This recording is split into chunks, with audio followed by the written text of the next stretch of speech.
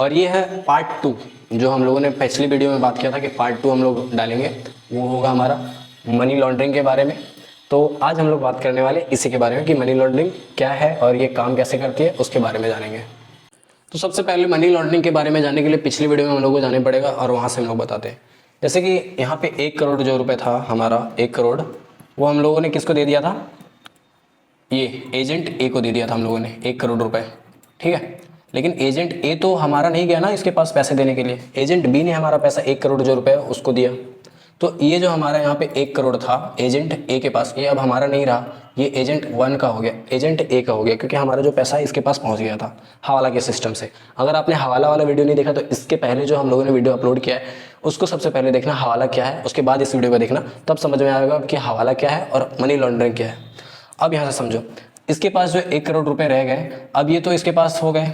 अब ये बंदा अगर इसके पास पैसा कमी हो जाता है एजेंट बी के पास, क्योंकि उसने 1 करोड़ रुपए इसको दे दिए, इसके पास 1 करोड़ रुपए अब खत्म हो गए, इसके पास पैसे नहीं बचे, तो 1 करोड़ रुपए इससे लेने हैं अभी, क्योंकि इसके कहने से इस बंदे ने, एजेंट बी ने हमारे दोस्त को दे दिया था पैसा, तो इसके पास तो पैसा खत्म हो गया, राइट। पैसा खत्म हो गया एजेंट बी के पास। अब एजेंट बी के पास एजेंट ए के थ्रू से पैसे कैसे आएंगे, या फिर ये जो पैसा है जो इसके ऊपर जो है, इसके ऊपर एजेंट ए के ऊपर एजेंट बी का जो कर्जा हुआ है 1 करोड़ रुपए, वो कैसे इसको यूटिलाइज करेगा वो देखो।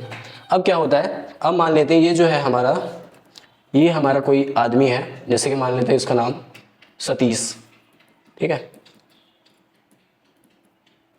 सतीश जो है वो एजेंट बी के पास जाता है, ठीक है, इंडिया में, और ये क्या बोलता है कि सतीश ये जो है 1 करोड़ रुपए अब एजेंट बी के पास लेके जाता है, एजेंट ए के पास, सॉरी एजेंट ए के पास, सॉरी बी के पास, एजेंट बी के पास इंडिया में लेके जाता है। और ये अब सतीश क्या करता है अब कि बोलता है एजेंट बी को, जो हमारा 1 करोड़ रुपए है ना, वो आप यहाँ पे दुबई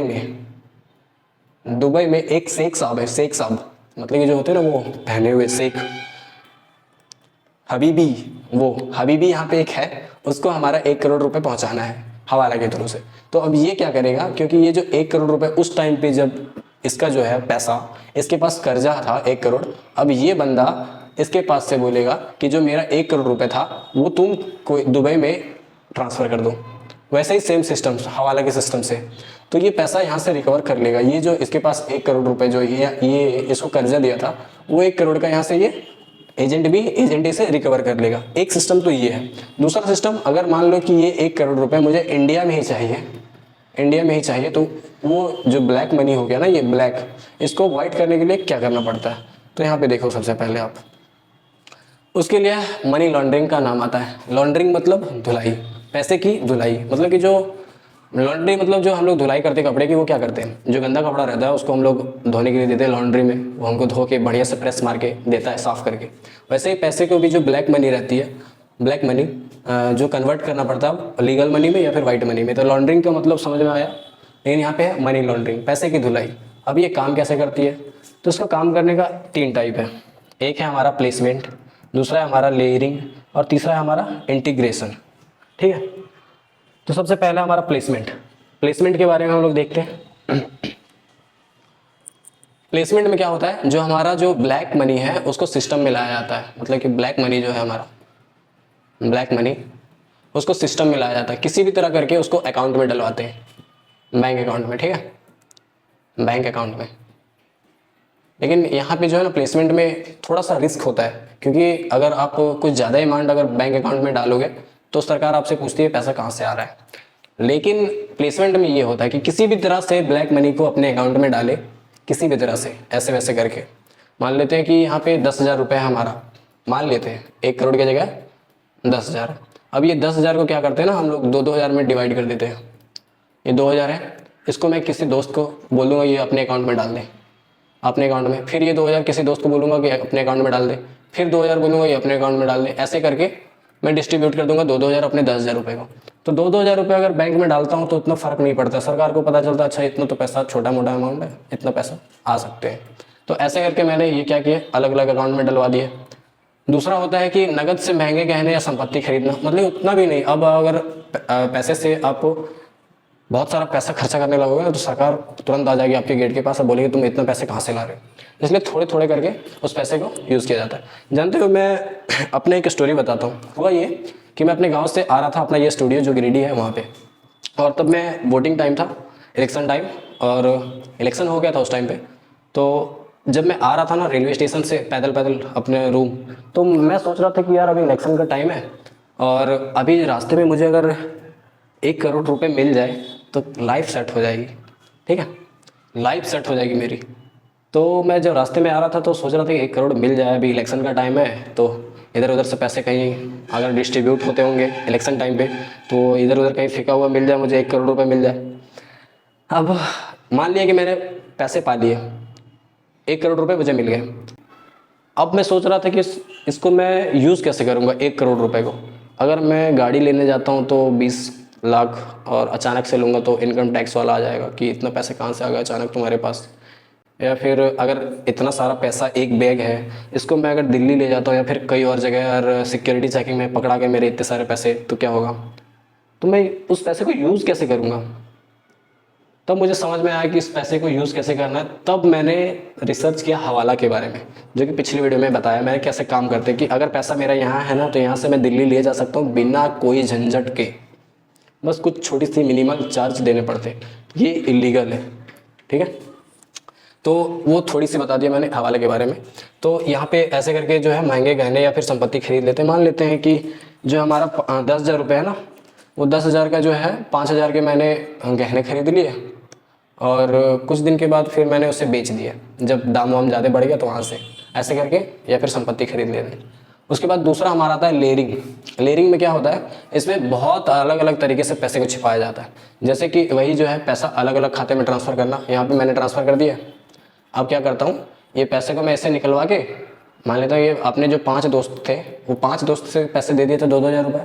अब ये 2-2 हज़ार रुपये जो है इसको पैसे से जमा करने के बाद अकाउंट में, बैंक अकाउंट में जमा करने के बाद वहाँ से निकलवा के फिर मैं किसी और को दे देता हूँ कि ये वाला पैसा किसी और को दे दो, ये वाला किसी और को दे दो, ये वाला किसी और को दे दो, ये वाला किसी और को दे दो। और उसको फिर मैं बोलता हूँ कि ये पैसा किसी और के खाते में लगा दे, कोई जान पहचान का है तो। उसके बाद वहाँ से वो जिसके अकाउंट में लगाता है फिर वो पैसे निकाल के दूसरे के खाते में लगाता है। इस तरह करके पूरा नेटवर्क जो है धीरे धीरे पैसा एक जो बी है ए से बी तक पहुँच जाता है। इस तरह करके आप समझ सकते हो इसको। या फिर सेल कंपनियां, मतलब कि फेक कंपनी का यूज़ करते हैं। आप लोगों ने मिर्ज़ापुर देखी है ना, जो कालीन भैया होते हैं उसका बिजनेस क्या होता है, मेन बिजनेस बंदूक का, कट्टे का। ठीक है, लेकिन वो शो क्या करते हैं, हमारा बिजनेस किस चीज़ का है, कालीन का, कालीन। ठीक है, ऐसे करके आप देखो वो जो पैसा जनरेट करते हैं अवैध तरीके से, एक तो हो गया हम जो पैसे कमाते हैं लेकिन उस पर टैक्स नहीं देते तो वो भी एक तरह से ब्लैक मनी हो गया। लेकिन अगर हम कोई ड्रग डील करते हैं या फिर कोई रैकेट चलाते हैं या फिर कोई अवैध धंधा करते हैं, उससे जो पैसा होता है हमारा, अनाप शनाप पैसा जो हमारा आता है, उस पर तो हम सरकार को बता नहीं सकते कि मैंने बंदूक बेचा, मैंने ये कट्टा बेचा, उसके पैसे मुझे आए, ऐसे तो बता नहीं सकते। तो उसको छुपाने के लिए एक हम लोग फेक कंपनी क्रिएट करते हैं कालीन का, जैसे कि कालीन भैया ने कालीन का किया था, वैसे हम लोग कोई फेक कंपनी क्रिएट करते हैं ताकि जो हमारा मेन धंधा है उसको छुपा सके और इस धंधे में अपना पैसा दिखा सके। मान लेते हैं कि जो बंदूक से मैंने पैसे कमाए वो सरकार को नहीं बता सकता कि ये पैसे मैंने बंदूक से कमाए, तो क्या बोलता हूँ कि मैं कालीन बेच के पैसे कमाया, ये रहा मेरा कालीन, कालीन का बिजनेस है, मैं कालीन से पैसे कमाता हूँ। मिर्ज़ापुर की बात बता रहा हूँ। वैसे ही इंडिया में क्या करते लोग या फिर और कोई देशों में, आप कोई टैक्सी का जिसमें पैसे की लेन देन होती है, कैश की लेन देन होती है, वो सारी कंपनीज खोलते हैं। जैसे कि ट्रांसपोर्ट कंपनी हो गई जिसमें हम लोग डेली बेसिस पे, मान लो हम लोगों ने टैक्सी के बिजनेस स्टार्ट कर दिया, मान लो मैंने पैसे से 50 टैक्सी खरीद ली और 50 को मैंने खड़ा रख देता है, ऐसे ही कोई काम नहीं आ रहा, लेकिन फिर भी मैं सरकार को बताता हूँ कि मैं टैक्सी बिजनेस से पैसे कमा रहा हूँ। आप लोग देखोगे बड़े बड़े मॉल में कि ये अच्छे खासे बढ़िया बढ़िया शॉप जो है खाली पड़े रहते हैं, लेकिन उसके रेंट दिए जाते हैं कि इसका रेंट दे रहे, और वहाँ से सरकार को क्या बता देता है कि ये जो है पैसा जो हम कमा रहे हैं, ये हमारा जो मॉल में दुकान है ना उससे मैं पैसे कमा रहा हूँ। लेकिन वो कमाता है किससे, अवैध धंधे से, ड्रग डीलिंग से या फिर गन से बेच के, इस तरह करके वो पैसे कमाते हैं और लेयरिंग करते हैं उसको फेक कंपनी खोल के। तो लेयरिंग का समझ में आ गया। उसके बाद जो है हमारा इंटीग्रेशन में क्या होता है, जो अवैध रूप से सिस्टम में पैसा आ जाता है ना, जैसे कि यहाँ पे फेक कंपनी बनाने के बाद, उसके बाद जब पैसा हमारा ब्लैक से वाइट में हो जाता है तो उसको क्या करते हैं हम लोग, वैध आय की तरह दिखाते हैं। वह दाई की तरह दिखाते हैं और उसको यूज़ करते हैं, संपत्ति खरीदते हैं। जैसे कि बंदूक बेच के मैंने अपना कालीन का बिजनेस दिखा दिया कि कालीन के बिजनेस से मैं इतने पैसे कमा रहा हूँ और इस पैसे को अब मैं कहीं भी खर्चा कर सकता हूँ। समझ में आया यहाँ तक इंटीग्रेशन का मतलब? अब देखो कि इसके जो वही उदाहरण है जो मैंने पिछले वीडियो में बताया कि पिछले पीपीटी में बताया कि आप कोई अलग अलग नकली कंपनी खोल सकते हो अपने धंधा को, जो मेन धंधा है उसको छुपाने के लिए। दूसरा हो गया, आप पैसे किसी अंतर्राष्ट्रीय ट्रांसफ़र कर सकते हो, या फिर अपने कोई दोस्त खाते इधर उधर उसके पैसे अपने खाते में डाल सकते हो, या फिर आप जुआ कसिनो खेलकर या फिर वैध रकम के रूप में दिखाना चाहते हैं। जुआ का मतलब जैसे कि आप लोग देखे होंगे, अभी लक्की भास्कर आया था एक मूवी, उसमें क्या करता है वो 10 रुपये में, मान लो 10 रुपये का मैंने लॉटरी खरीदा, तो इसका जब लॉटरी लगती है तो एक पर्टिकुलर अमाउंट होता है ना कि 10 रुपये का लॉटरी खरीदो और 10,000 रुपये जीतो इनाम।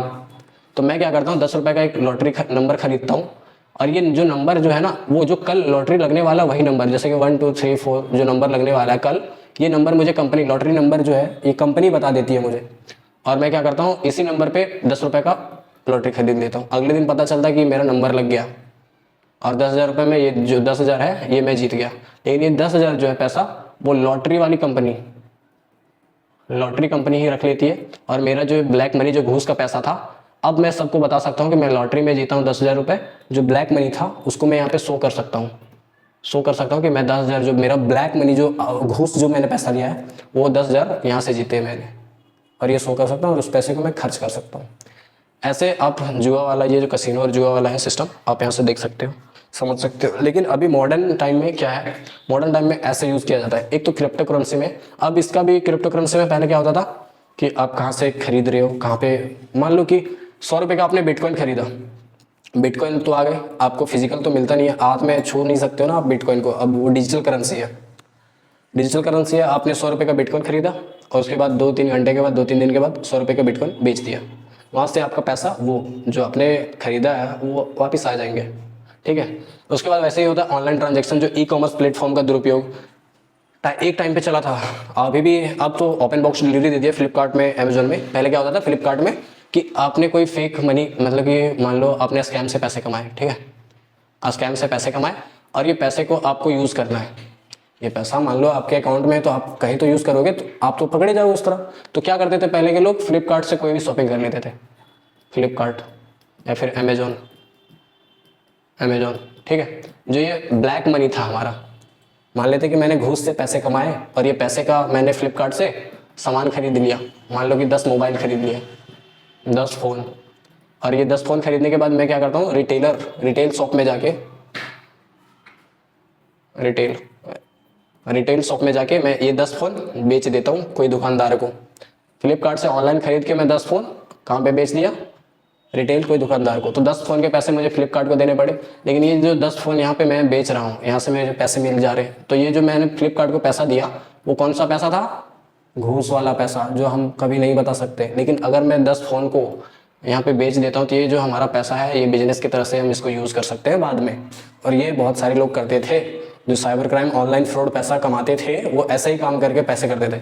या फिर क्या करते, मान लेते हैं हम लोग 10,000 रुपये है ना, तो 10,000 को क्या करते थे हम लोग, रिचार्ज कर लेते थे फ़ोन, या फिर किसी और का रिचार्ज फ़ोन कर देते थे। किसी को रिचार्ज करवाना है 1 साल का, जो 3,000 रुपये का आता था, 3,000 रुपये में 1 साल का रिचार्ज करो, तो कुछ कम में ही जो 3,000 का रिचार्ज है ना, 1 साल की वैलिडिटी मिलती थी 3,000 में, वो अब क्या होती थी कि मैं उसको 2,000 में कर दूंगा, जो मेरे पास ब्लैक मनी के थ्रू से मैं 2,000 में ही आपका रिचार्ज कर दूंगा। तो ऐसे होता है मनी लॉन्ड्रिंग का इस्तेमाल, और वो जो पैसा ब्लैक से वाइट में कन्वर्ट। ये मैंने अपने भाषा में बताया है मनी लॉन्ड्रिंग और हवाला के बारे में, ये मेरा पॉइंट ऑफ व्यू है, मुझे जहाँ तक समझ में आया ये क्या होते हैं उसके बारे में बताएं। आई होप आपको वीडियो पसंद आया होगा। वीडियो पसंद आया तो वीडियो को लाइक करना, कमेंट करके बताना वीडियो कैसा लगा, और चैनल को सब्सक्राइब कर लेना ऐसे वीडियो पाने के लिए। मिलते हैं नेक्स्ट वीडियो में, तब तक के लिए जय हिंद, वंदे मातरम।